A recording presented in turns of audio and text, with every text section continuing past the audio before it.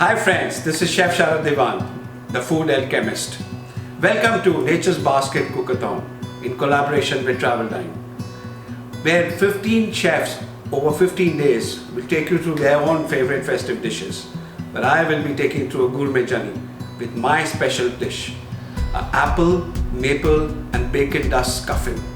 Come on, let's go and cook. Let's start with the exotic ingredients that we use in making of the apple, maple and bacon dust scuffins. Let me introduce you to the ingredients that I'll be using for making the apple, maple and bacon dust scuffins. Streaky bacon, refined flour, roughly chopped apples, cheddar cheese, free-range egg, maple syrup, organic sugar, cooking butter, Parmesan cheese, baking powder, cooking salt, full cream milk and oil spray, which I'll be using to spray the molds in which I will cook the scuffins.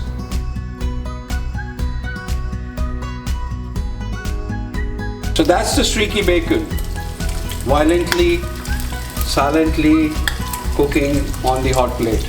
I wish I could capture the aroma of this bacon also in the camera. We're going to cook it till the time it's absolutely crispy. I just realized, why not use this fat instead of the butter? So I'm just draining off a little bit of this fat and I shall replace it with butter. Bacon is now getting closer and closer to the crispy stage that we want to take it to.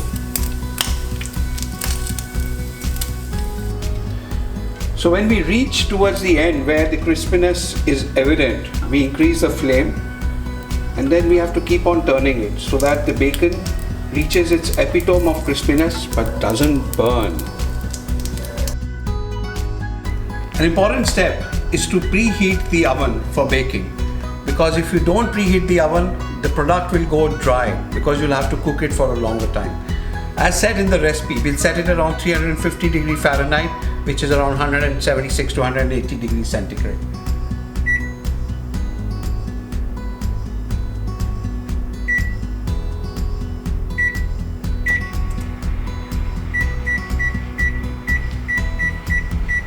So my oven is set for preheating, and while the oven is heating up, let's mix up the ingredients. So let's first chop up the bacon. I'll be dividing the bacon into two parts. 4 pieces of bacon, chop up roughly. This I will use for adding into the batter. And 2 pieces I will grind in the jar, mixie jar, to make the dust. So this roughly chopped bacon, this is ready.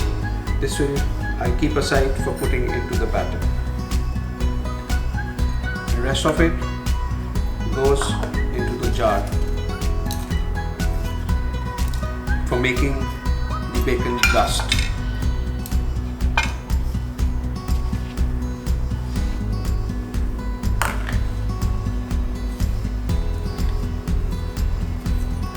You can see the dust, it's very coarse, it's not fine grain, it's just coarse.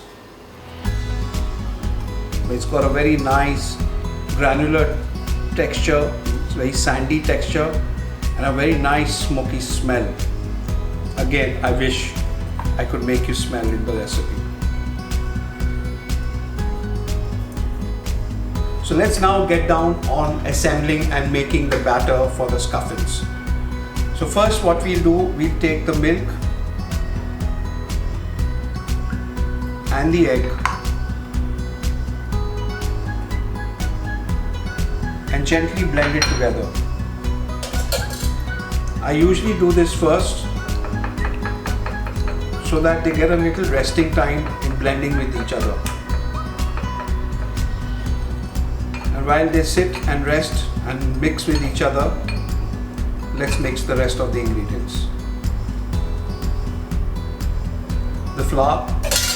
It is always best to sieve the flour, not because there could be anything in it, but because it aerates the flour. And when the flour gets aerated, it gets a better volume.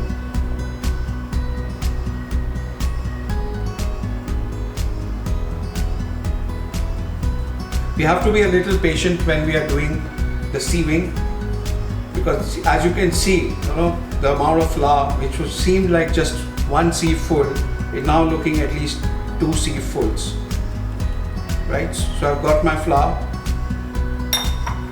Now I'm going to blend in slowly the rest of the ingredients. The salt, the baking powder, which again I'm going to sieve so it mixes with the flour.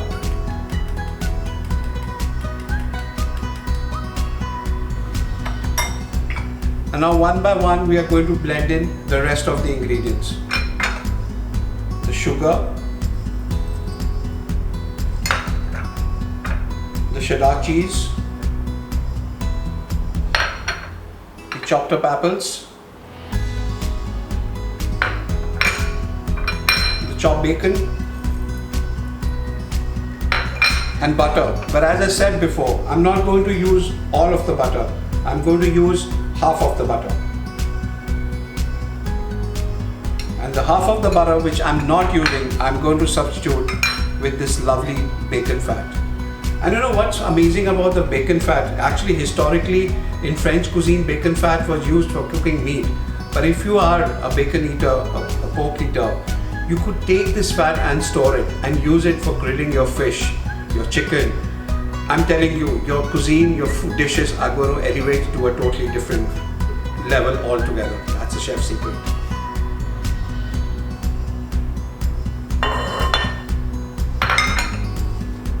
I'm going to slowly, very gently blend it together. Now this blending has to be done gently and not vigorously, because what we are making out here is not just muffins. If it was muffins, I would have done it probably in a blending machine to give it a higher volume.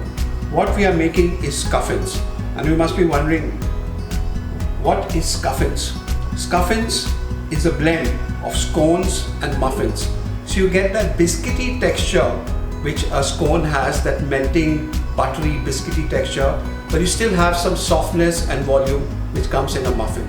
So I'm getting the best of two worlds in one dish, and it's called scuffins.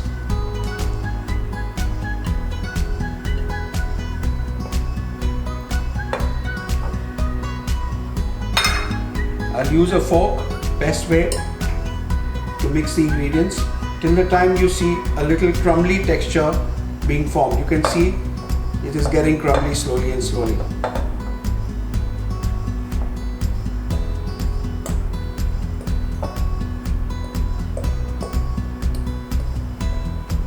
As the fat is mixing, the butter, the bacon fat, it's mixing with the flour, the crumbly texture is being formed.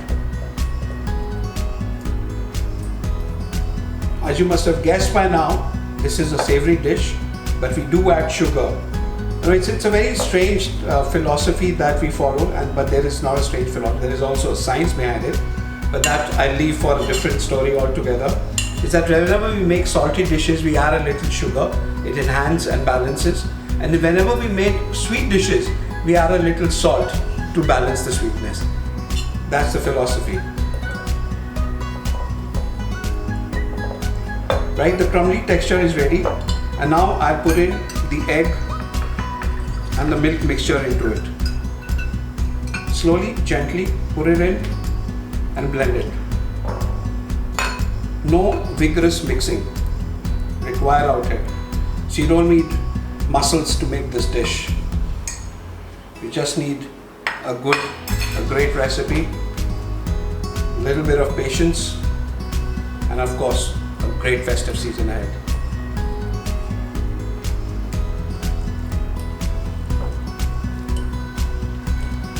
So I'm gently mixing it till the time it forms into a rough batter.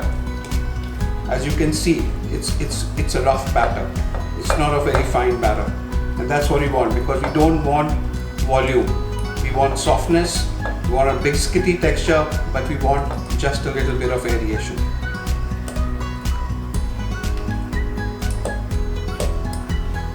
And And all this when I'm doing, my oven is getting preheated, and in just a couple of minutes the oven will be ready to the temperature of 350 degree Fahrenheit, or as I said, around 176 to 180 degrees centigrade. So my batter is now well blended. Some people don't like it, but I love it. I always like to taste the mixture at this point of time. Amazing. Nice, well rested. I rested it for around 2-3 minutes. It's nice and well rested. Now these are the cooking molds that I'll be using. Now, as you can see, these are made of silicone. It helps in the way that you don't need to put too much lining of fat or paper. It's easy, it's very easily manageable, and when I'm unmolding it, you will see how easily I'll be able to hold it in my hand, because it's not metal. I'll be able to hold it in my hand, and how easily I'll be able to unmold each of those scuffins. I'm using the light spray, a little bit of spray that is required just to ensure that it come out very easily. Otherwise you can skip that step also. So now let's fill up our molds with the batter. We have to fill up around half, not to the top. As you can see, try and use a smaller spoon to pour so that the molds don't become dirty. What will happen if too much of batter sticks to the side, and when you put it inside in the oven, it tends to burn. Now when it burns, it sometimes leaves a little off or a bitter taste. So our oven is also now ready. Let's put it inside the oven. The preheated oven. Introduce the molds. Set it at 180 degrees or 350 degrees Fahrenheit. So as you can see, we are close towards the end of the cooking of the scuffins. It's about a minute more left. It has been in the oven for around 15 minutes now, and I can see a little brown crust being formed. It will not rise like muffins do, because I said this is not muffins, these are scuffins, and it will have a little biscuity texture but still enough volume to qualify as a muffin also. So we're just around 40 seconds away when this is going to be ready. The temperature of the oven is around 180 degrees centigrade right now. That's around 350 degrees Fahrenheit. And the whole kitchen is smelling of a very unusual aroma. Usually when we cook like this, you expect a nice flavor of caramel and the typical bakery smell coming out. But here, what is being added is this smoky smell of bacon. It's a very heady smell. So we've reached the end of it, and you can see our scuffins ready. Wow, just look at them. That lovely biscuity texture on top, that heady, smoky smell of bacon. Wow, this is what I cook for. It's going to be a little hot. Me being the chef can take a little advantage of that situation. You be a little careful. You might wait and cool it down a little bit, but I will do it right away. Now here you will see the advantage of using a silicone mold and the spray which I used. They come out so easily. They're nice and hot, ready to eat, ready to be served after I've done the magic trick.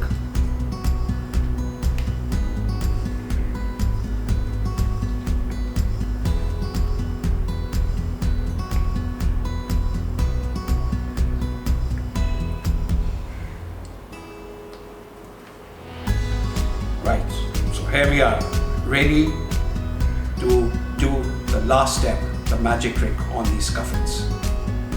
So our scuffins are out of the oven. They are still warm, ready to be eaten, gorged upon, celebrated. let's get to the last step of the recipe, the finishing of the scuffins. So the first step of the last step is mixing of the bacon dust and the Parmesan cheese. I'm just mixing the two together, just sort of evenly blended. Yep. Keeping it aside, I'm taking the maple syrup and lightly brushing on top of the scuffins. Maple and bacon, they go so well together. In fact, in almost all recipes where bacon or ham is used, you'll find maple syrup being there as a perfect partner. And here we are doing like a very amazing gameplay between savory, little bit of sweet, little bit of smokiness. In fact, maple syrup on its own also has a very strange sort of sweetness. It is not harsh, it is a little smoky, it's a little organic.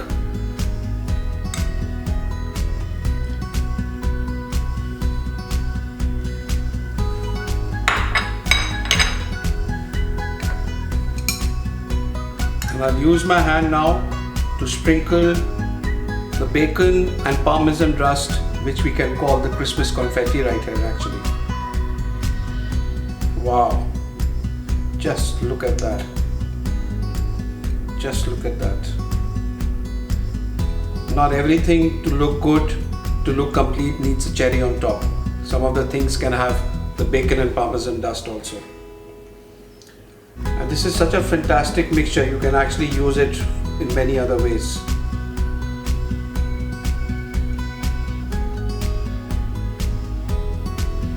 Wow, now they are ready, and let's give it a final Christmas touch. Let's decorate each one of them a little differently. We can put a mistletoe on some, we can do some nice bells on some. So here you are guys, my celebration recipe. Merry Christmas to you.